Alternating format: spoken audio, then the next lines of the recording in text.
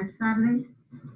Muchas gracias, Freddy, por tu presentación y por la invitación pues, a participar en este importante evento. Bueno, como nos dijo Freddy, el título de mi charla es Embriología sistemática, oportunidades y retos. ¿Sí está abierta la presentación? Sí se ve la presentación. Ok. Es conocido pues por la mayoría de nosotros que el cacao es de una importancia mundial, es de gran importancia mundial. El fruto de este cultivo perenne es pues, la materia prima para la producción del chocolate y sus múltiples pues, productos derivados de él, tanto a escala industrial como artesanal. Hay muchas familias que lo producen.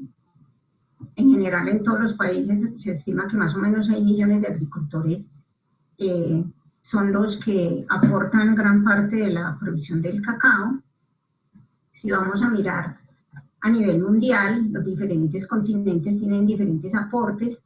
Miremos cómo África tiene un 77%, América tiene un 17% y Asia pues solo el 6%. De hecho, América tiene un gran potencial para incrementar esa participación, no solo por su posición geográfica, sino también por las condiciones edafoclimáticas de sus terrenos, sobre todo, pues, como sabemos, en la zona ecuatorial, 10 grados norte, 10 grados sur, donde en esa franja tiene pues unas condiciones muy apropiadas.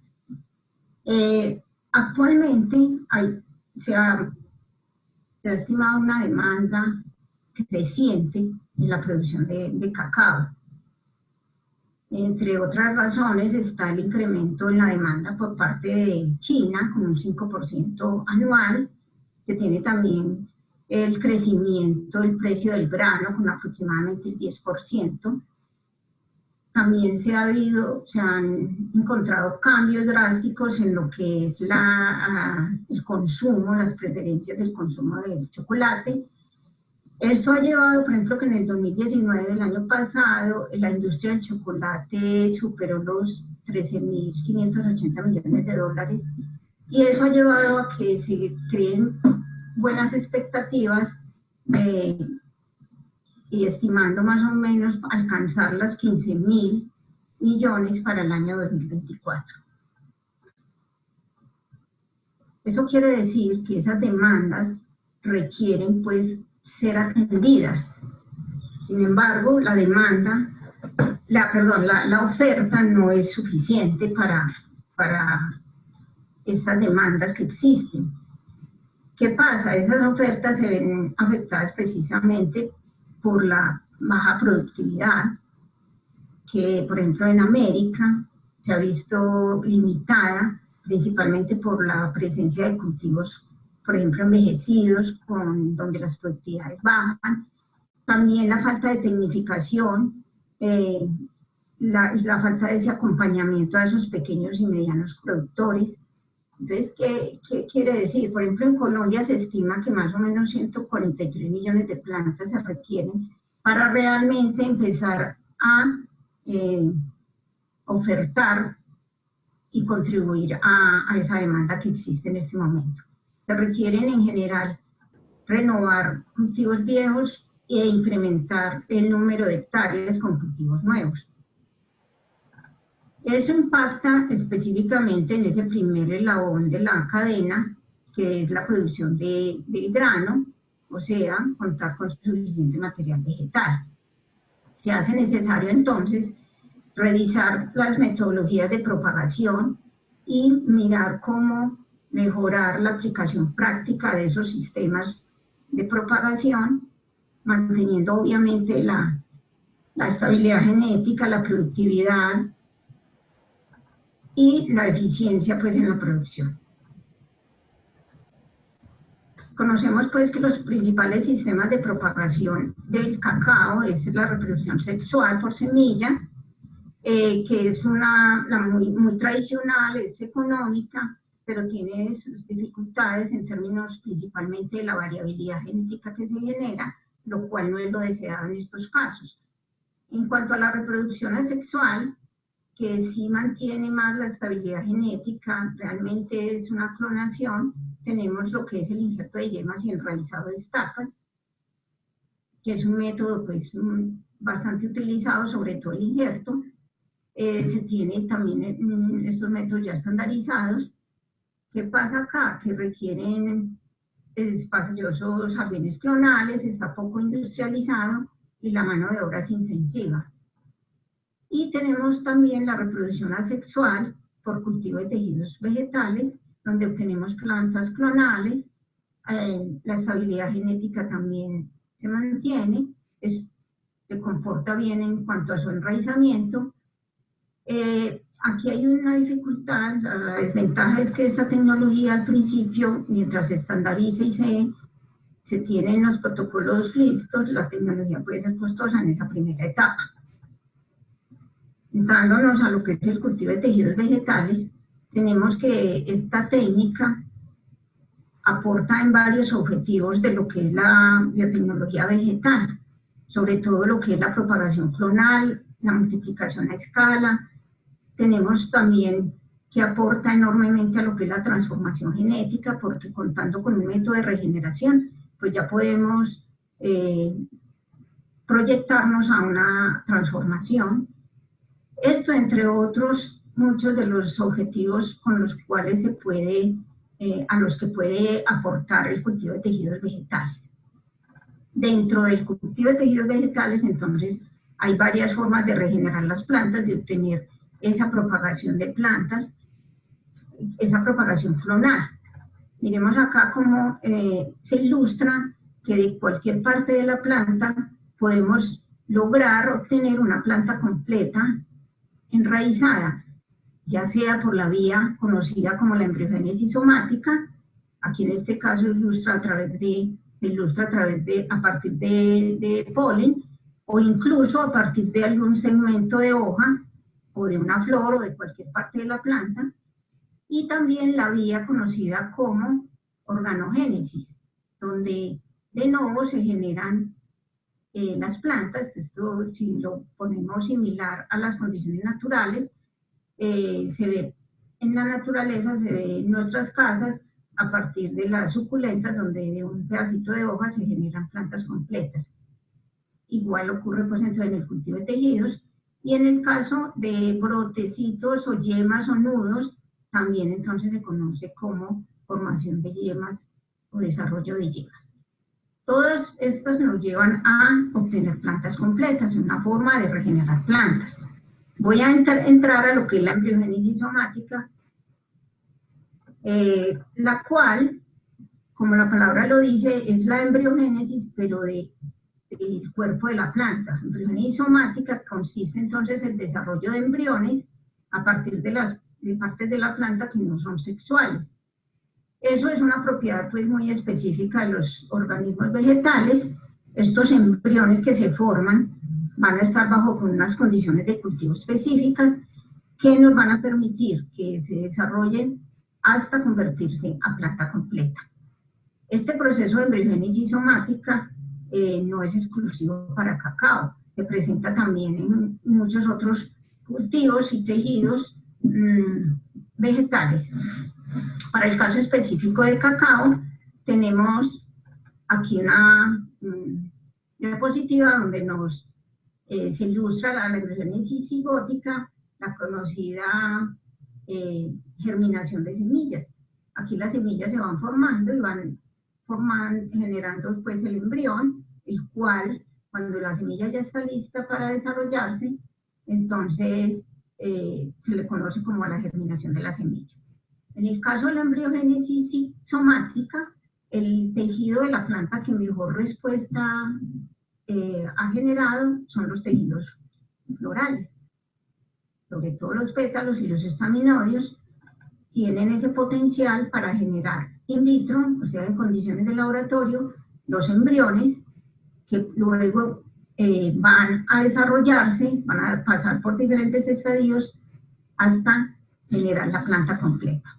Entonces, en cacao se tiene toda una línea del tiempo inició este proceso de estudio en los años 80, iniciando todo con embriogénesis somática a partir de diferentes tejidos vegetales, desde embriones cigóticos, partes de la planta, hojas, de tejidos foliares, y miren que hasta el momento todavía estamos trabajando en ese tema. Sin embargo, se ha profundizado en aspectos muy interesantes de la embriogénesis a nivel molecular, a nivel de cómo varía o no varía, cómo es la estabilidad genética de esos materiales. Entonces, en esta línea del tiempo, incluso ya está publicado en este momento en un artículo, en un capítulo del libro, sobre todo este tema de la embriogénesis somática en cacao. Ahí en el cacao, así como en otras especies, pero aquí me voy a centrar en cacao, embriogénesis conocida como primaria y también embriogénesis somática secundaria recurrente. La embriogénesis primaria pues me genera una cantidad específica de embriones que siempre se ha mostrado ser muy inferior a la cantidad de embriones que se logran con la embriogénesis secundaria. Por lo tanto, lo adecuado es generar este proceso de embriogénesis secundaria o recurrente para obtener un gran número de plantas finalmente. Y así poder hablar de escalar la producción, ya incrementar el número de plantas a partir de este proceso. Estas plantas obviamente llevan todo su desarrollo in vitro, pero requieren unas condiciones específicas, un proceso de adaptación in vitro. Ese proceso de adaptación también tiene sus procesos, sus etapas, hasta obtener ya la planta con las condiciones específicas para llevar a campo. Muy importante acá la parte de campo porque pues en campo es donde nos muestran realmente si tiene potencial, no solo de propagación, sino también de producción, de competencia, de que si tienen un comportamiento agronómico adecuado, si se mantienen las características del genotipo y si es competitivo respecto a los otros métodos de propagación. Uno de los aspectos importantes que ya se confirmó que sí mantienen es la formación de la raíz pivotante, que es la misma que se desarrolla con las plantas obtenidas por semillas. La raíz pivotante le da un mejor anclaje al suelo y se ha encontrado pues que entonces estas plantas lo conservan. Otros aspectos muy importantes ya publicados desde 2008 con Maximova y otros trabajos realizados en este mismo sentido de evaluación en campo del comportamiento de esos materiales han dado resultados muy promisorios en diferentes aspectos. Por ejemplo, se ha encontrado que se puede lograr disminuir el inicio de la producción de mazorcas con estas plantas, de reducirlo de 3 o 4 años a 2 años. También se ha visto cómo se disminuye a la mitad el número de podas que se deben realizar a estas plantas. Se ha visto que, por ejemplo, en términos de diámetro del tallo y altura de la planta, también son prometedoras, son promisorias todos estos resultados. Los árboles muestran una uniformidad, son clonales realmente, y que la producción en campo es superior a partir del tercer año. Con todos estos importantes resultados, entonces voy aquí a hablar de algunas oportunidades y algunos retos que se presentan con este proceso de embriogénesis somática en cacao con miras a tener una mayor oferta de material vegetal, o sea, en el primer eslabón de la cadena. Ya les había comentado este punto, muy importante reemplazar cultivos envejecidos poco productivos y establecer nuevas hectáreas de cultivo. Es muy común que los cultivos pasen 20, 25 hasta 30 años en el campo, lo cual se ha visto claramente cómo disminuye la productividad. Y para poder tener una oferta suficiente, pues también se requieren establecer nuevas áreas de cultivo, y por lo menos en América Latina sobre todo, tenemos nuestros países la posibilidad de incrementar esas áreas.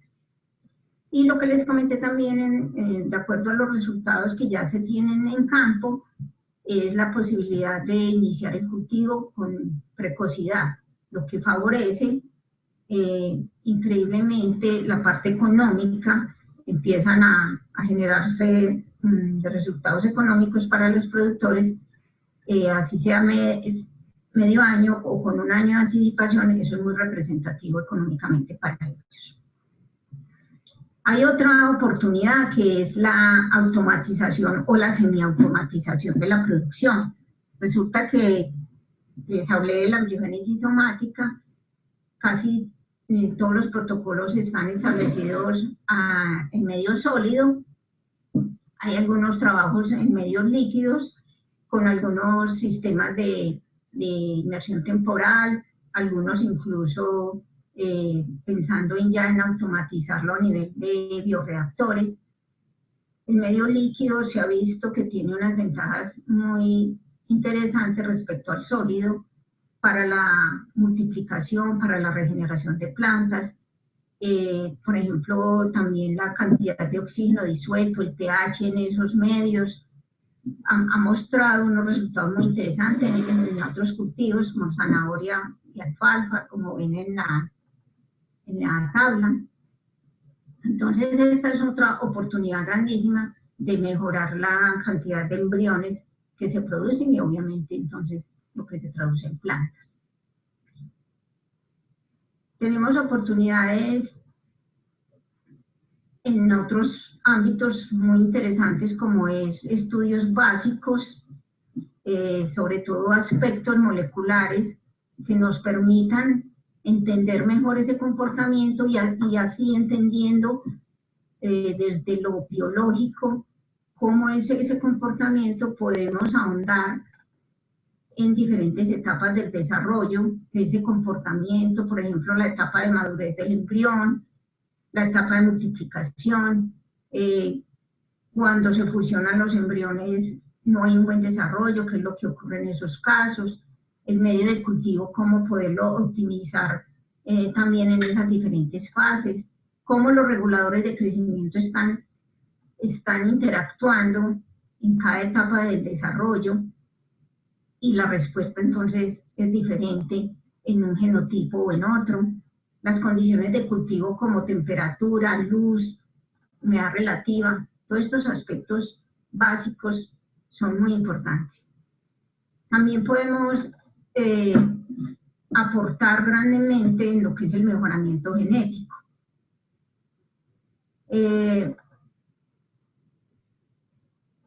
Hay muchos genotipos de cacao, unos con características de productividad, otros con características de sabor y aroma, otros con resistencia a enfermedades.